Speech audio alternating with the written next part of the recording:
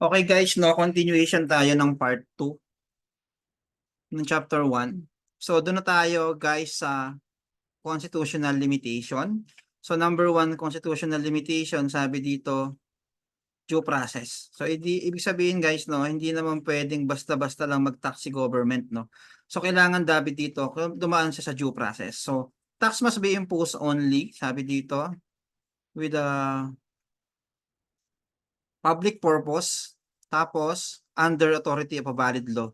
So kailangan meron tayong valid law para ma-impose natin itong taxation, no? With a valid authority and only by the taxing power. So kailangan merong basis, may law. Hindi pwedeng basta na lang si government is subject tayo sa tax, no? Without a valid law. So kailangan merong valid law. So ayun yung due process, no? Next is equal protection of law. So kailangan pantay-pantay tayo. Sabi dito, no one shall be denied on the actual protection of law.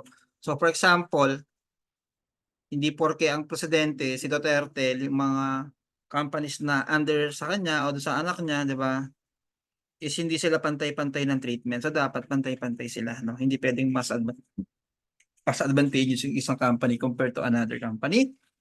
Number 3, uniformity of taxation. It should be uniform and equitable. So, ang sinasabi lang niya dito ang uniformity is, for example, no, parehas tayong school. Like, for example, GNC and Merida Queen, no. Si GNC, ang tax niya for his income is 10%. Okay? Dapat si MQC din, if they are the same class, parehas lang sila ng tax rate. Hindi pwedeng mas mataas yung isa, mas mababa yung isa. Kaya nga dapat uniform. Di ba pag naka-uniform kayo, pare-parehas kayo ng suot, di ba? So, even sa taxation, meron ganun. So, pantay-pantay dapat. Hindi pwedeng lamang yung isa, mas advantageous yung isa. Dapat pantay-pantay sila, guys, no? So, yun yung uniformity rule in taxation, okay? So, next is progressive. Yung kaninang tax table natin, di ba? Balikan natin yung kanina. So, yung progressive, guys, no? Habang lumalaki yung income mo, lumalaki yung tax mo. Ang tawag doon, progressive. Di ba? From 0, naging siyang 35%, yung pinakamalaking tax rate. Ayun yung progressive. Balik ko lang, no? So, ayun yung progressive, no? Actually, may kabaligtaran ng progressive. Ang kabaligtaran niyan is regressive naman, no? Hindi siya applicable sa Pilipinas, no? Kumbaga, walang tax ruling na na progressive na habang lumalaki yung income, lumiliit yung tax rate. Hindi. Habang lumalaki yung income, lumalaki din yung tax rate. No? So, ayun yung progressive. Number 5, non-imprisonment of non-payment of debt or poll tax. So, tama, narinig nyo, no? Walang nakukulong sa utang. No? Kung di siya makakakolekta, hindi ka naman niya basta sa ipapa. Hindi ka pwedeng makulong. Pansinin mo guys, no, sa bangko, pag nag-loan ka, ang dami requirements, no? So, basically, hindi ka basta-basta papautangin. At saka guys, no, pag pinakulong mo yung pinautang mo, lalo ka nang walang makokolekta. Di ba? So, yun. Yun yung primary reason, guys, no, kung bakit walang nakukulong sa utang. Ano ba yung poll tax? Okay?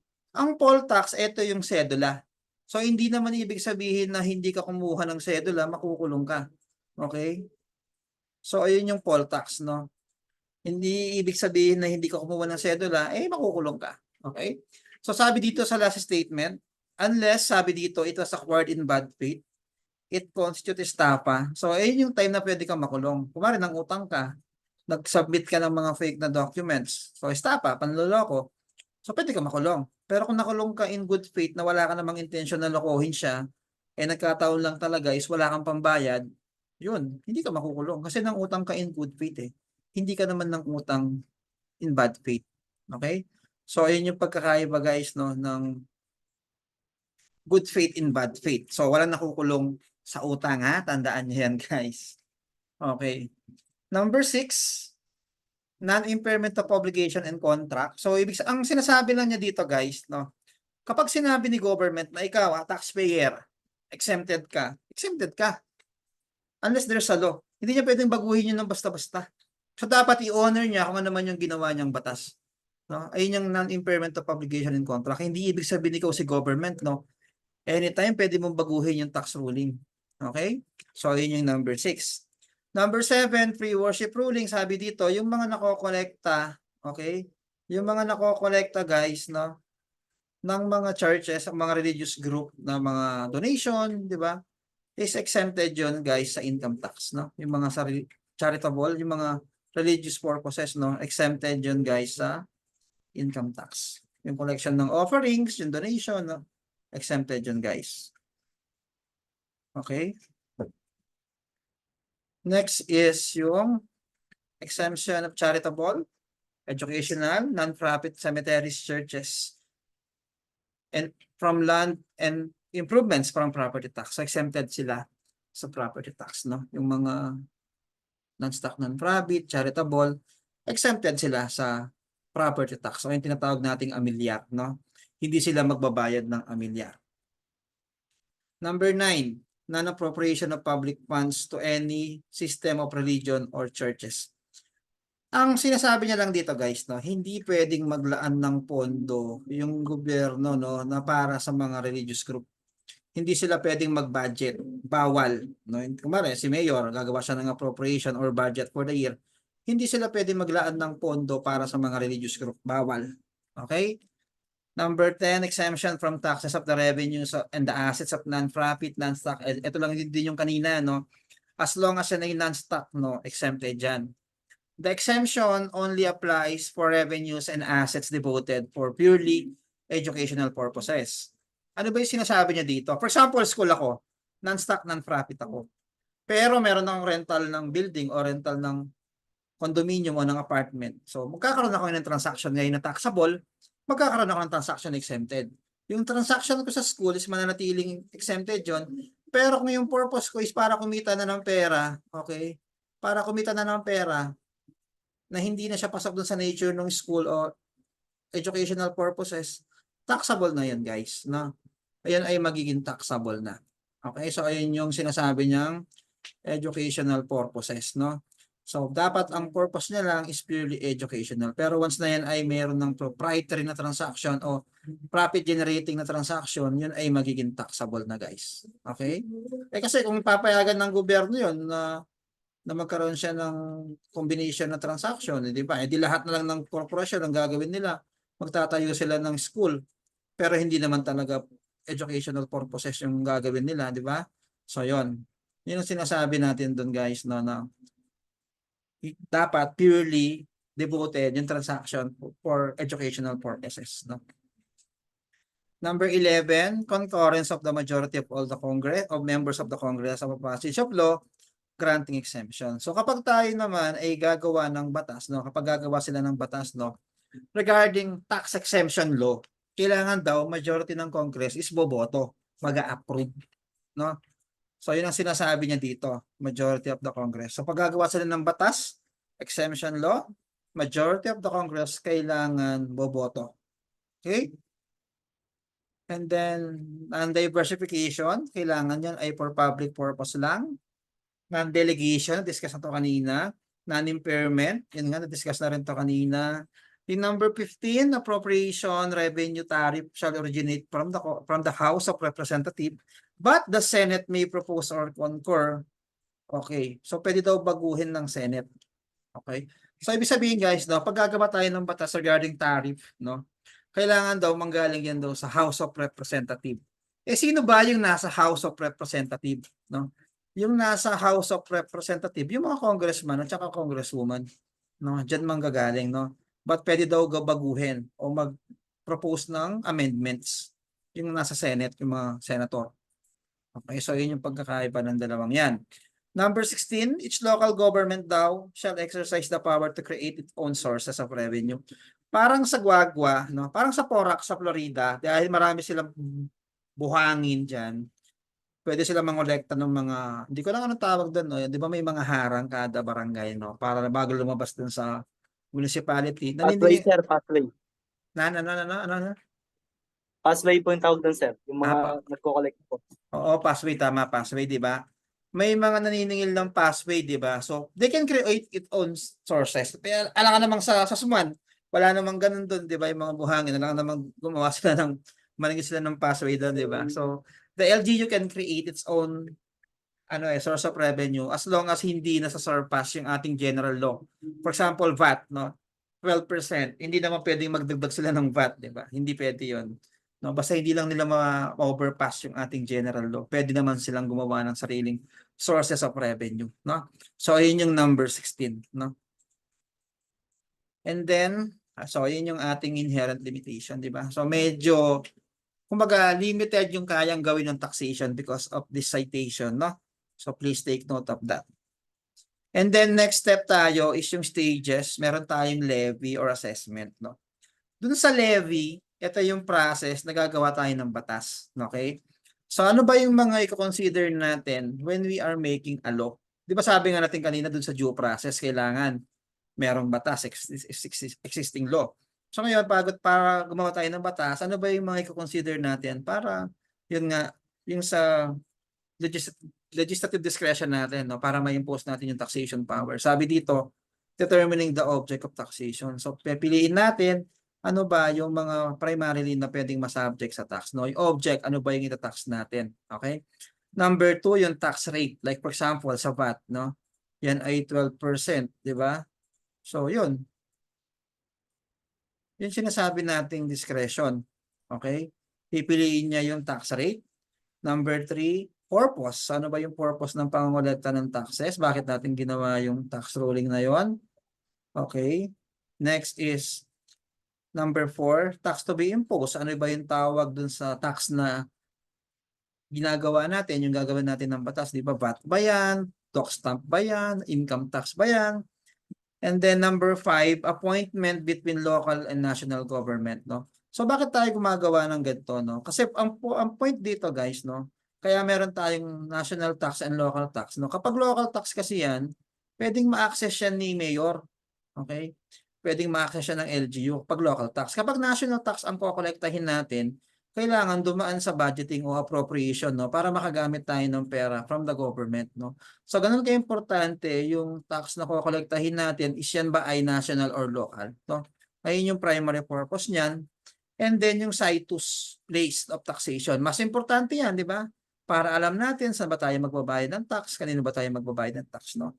Importante na alam natin yung situs of taxation. And number 7, methods. Paano ba ko kolektahin yung taxes, no? Hindi naman basta-basta pwedeng magbayad ka lang ng tax, no? Merong kanino ba pwedeng magbayad, saan ba pwedeng magbayad. So yun yung mga bagay na i-consider natin, no, when we are creating a law regarding taxation, no? So yun yung levy. Paano ba natin i-impose yung tax? Okay, yung taxation. Next tayo, class, yung assessment and collection. Pag sinabi nating assessment, kumbaga parang kinocompute lang nila magkano ba yung babayaran tax, di ba? Parang pag nagbayad kayo ng tuition fee, di ba? O magpapa-assess ka, ito pa yung kulang ko, di ba?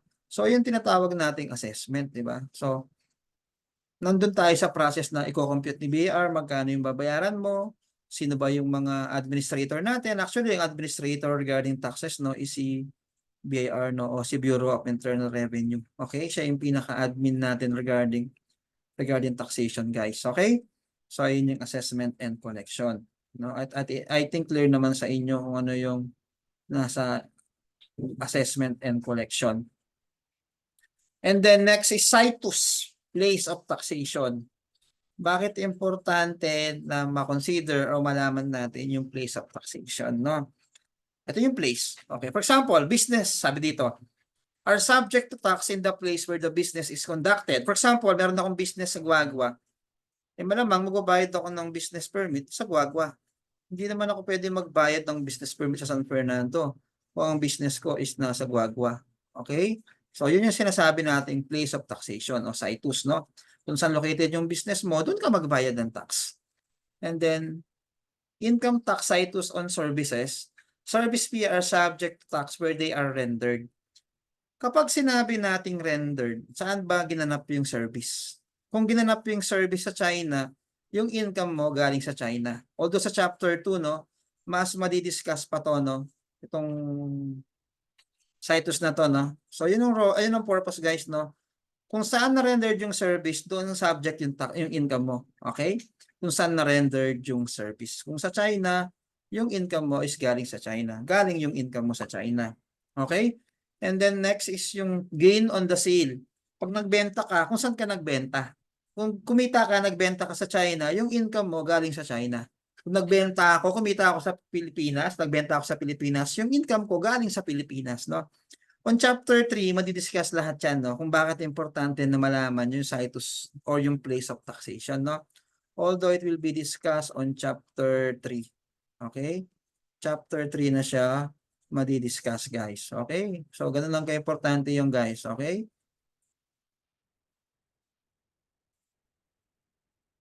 And then next, properties. Kung saan yung properties mo? Kung yung properties mo nasa China, yung income mo nasa China. Kung yung properties mo nasa Pilipinas, nagpaparenta ka, yung income mo galing ng Pilipinas. Ganun lang ka-importante yan, no? But, mas maiintindihan natin yan kapag nasa chapter 3 na tayo. Okay, yung tao, saan ba siya citizen? Kung sa China siya, tao siya sa China, taxable siya sa China. Okay? People, yung tao. Next, doctrine. Meron tayong dalawang doctrine dito. Meron tayong Marshall Doctrine. Sabi dito, the power to tax involved the power to destroy.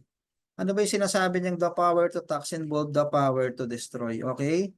Ano ba yung the power to destroy? Kumari may negosyo ka. Okay? Kumari ikaw ay nagtitinda ng alak at sigarilyo. Okay? So, ano mangyayari? For example, no, ang ginawa ni government, tinaksan niya ng tinasan yung tax. Eh di malamang baka mamaya magsara yung negosyo mo dahil tax ka ng tax, wala nang bumibili dun sa nagtitinda dahil tinatax mo na lang ng tinatax yung tinda, yung mga products niya, wala nang bumibili. It involves the power to destroy. Kaya nga sabi dito, no, to discourage undesirable activities. Example, yung sigarilyo at alak, anong ginawa ni government? Tinaasan niya ng tinaasan yung tax. Eh di possible na wala na masyadong bibili. Eh di possible na magsara yung kumpanya because dun sa ginamit ng government yung power to tax, no? Ang tawag doon Marshall Doctrine. Ito namang Holmes Doctrine, kabaligtaran. May be used to build or encourage beneficial activities. Dito naman is parang hindi ka na niya masyadong itatax, but the thing is para para marami ka pa ring bibili, mababa yung presyo mo. Okay, di ba? Hindi ka niya itatax yung mga transaction mo. Kaya nga beneficial activities by granting tax incentives, no? Ayun yung Holmes. Sa Marshall, i-tax ka ng i-tax. Sa Holmes, parang bigyan ka pa niya ng exemption o favorable on your side, no? Para mas maraming tumangkilik sa product mo, mas mura, bibilihin nila. Yun yung Holmes Doctrine. And then, prospectivity are generally prospective in operation. When we say prospective, kumari di ba yung train law, nag-start siya ng 2018. So, ibig sabihin, applicable yung train law 2018, hindi pwedeng i-apply sa 2017 pabalik. Diba? Kaya nga prospectivity eh. So ibig sabihin, onwards yung application ng batas, no? Hindi naman niya sinasabing bawal ang retrospective o yung pabalik, pero ang sinasabi niya lang, generally, prospective yung application ng law, no? Hindi niya sinasabing bawal ang retrospective, no? Pero generally, ang application ng law is prospectivity onwards. Okay? Na-discuss na to kanina, non-compensation, non-assignment. Pakibasa na lang tong imprescriptibility, no? And then, doctrine of estoppel, sabi dito, any misrepresentation made by one party who relied in good faith will be held true and reliable. Pero kung mababasa sabi na sa ilalim, the government is not subject to estoppel. Ano ba yung sinasabi niyang estoppel? Okay, ang sinasabi niyang estoppel, guys, ganito. 'Di ba, minsan pupunta ka kay government, kumare pupunta ka kay PhilHealth, 'di ba? Pupunta ka kay PhilHealth.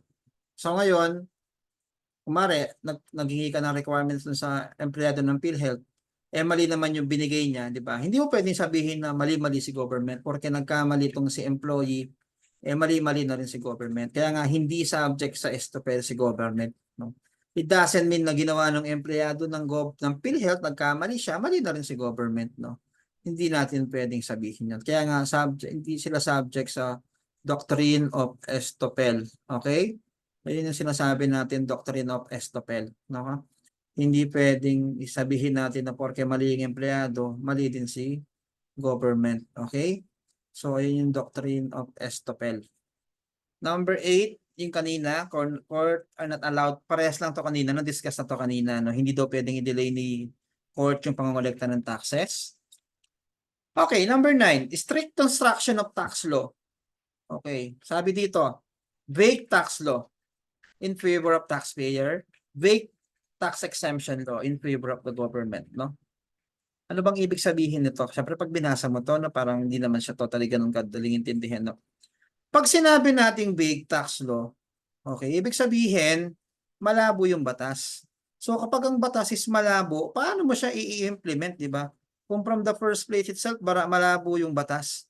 So, kailangan malinaw yung batas. So, kapag hindi mo ma-implement yung tax law means masasubject ka sa tax. Hindi makakakolekta ng tax si government. Kanino siya favorable? Kay taxpayer. Kasi nga, hindi ka magbabayad ng tax kasi malabo yung tax law.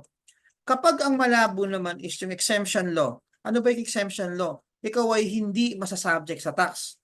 So kung hindi ka masasubject sa tax, dapat hindi ka masasubject. Hindi malabo nga siya, hindi mo siya mai-implement kasi malabo yung batas na nagsasabi na ikaw ay exempted. Hindi ka makakapag-avail ng exemption. Ikaw ngayon ay masasubject sa tax. Magbabayad ka ng tax, favorable naman siya ngayon kay government. Okay? Kaya nakalagay dyan, favorable kay government. Okay? So, yun sinasabi nating vague tax law and vague tax exemption law. No? So, importante na maintindihan mo.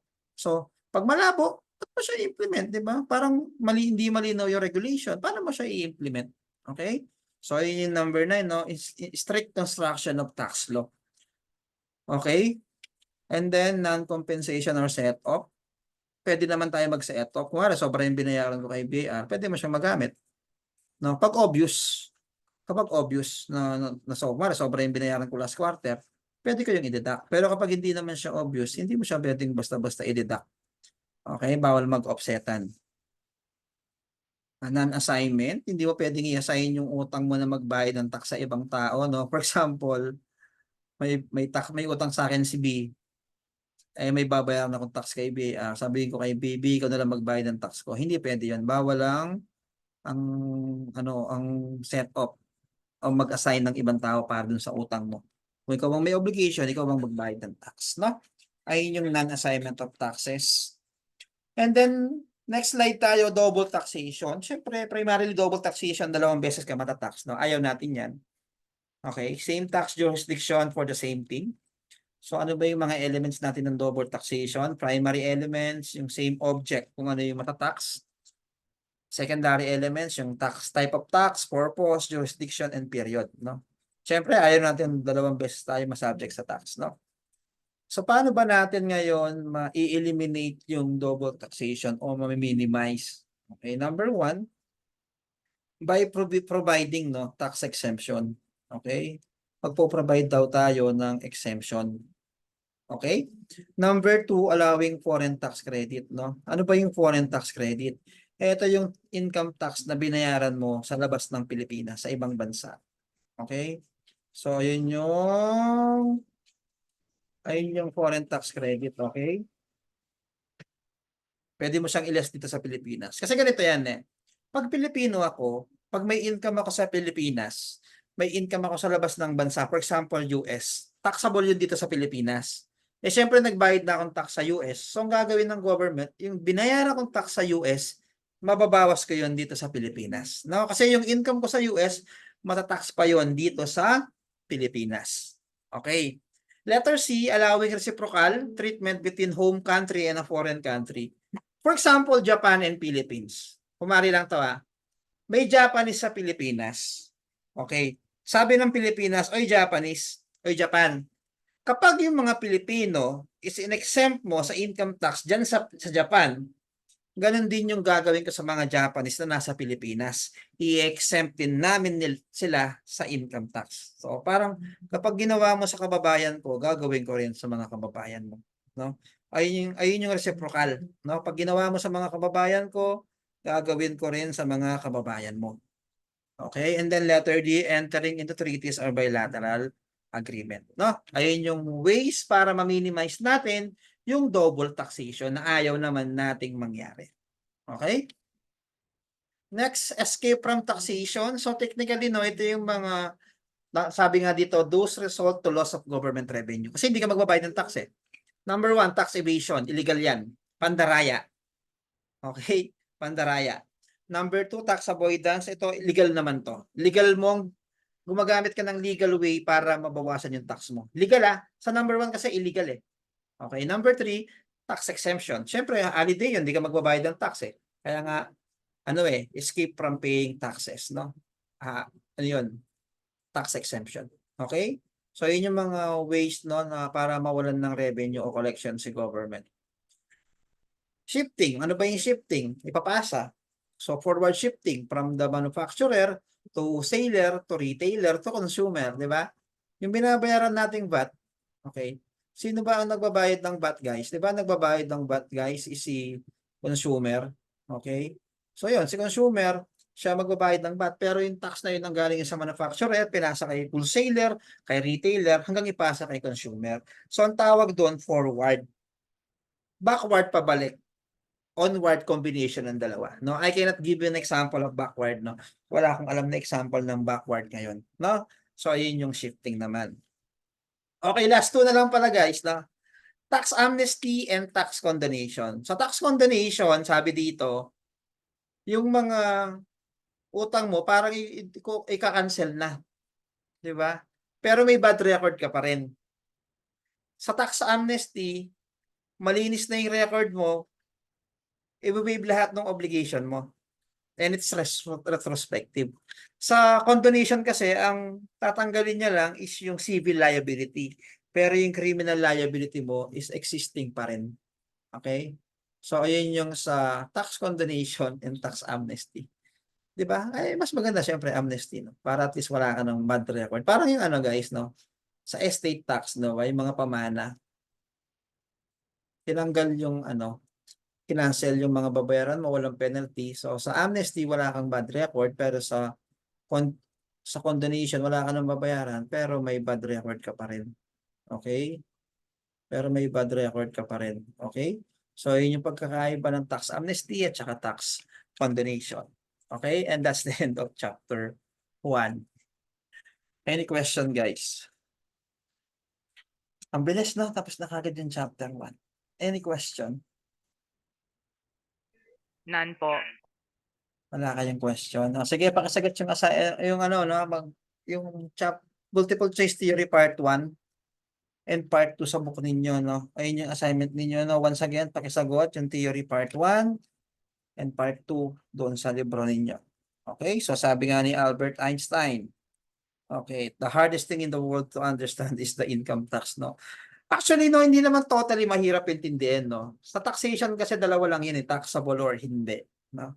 All throughout the chapter, malalaman mo, ay, ganito lang pala. Pero sana maintindihan natin kung ano yung purpose ng income tax, okay? Wala na question, guys? Wala na? Wala na, guys? Wait lang, Ano? Sir, Yes? anong page daw po sa book yung activity po? Basta chapter 1, multiple choice theory part 1. Yun lang yun, no? Okay po, thank you po. Chapter 1, multiple choice theory, part 1. Makikita mo naman yun. Kaya nga, in-specify ko na kagad, multiple choice theory, part 1. Okay? So, yun, no? If you don't have any question, no?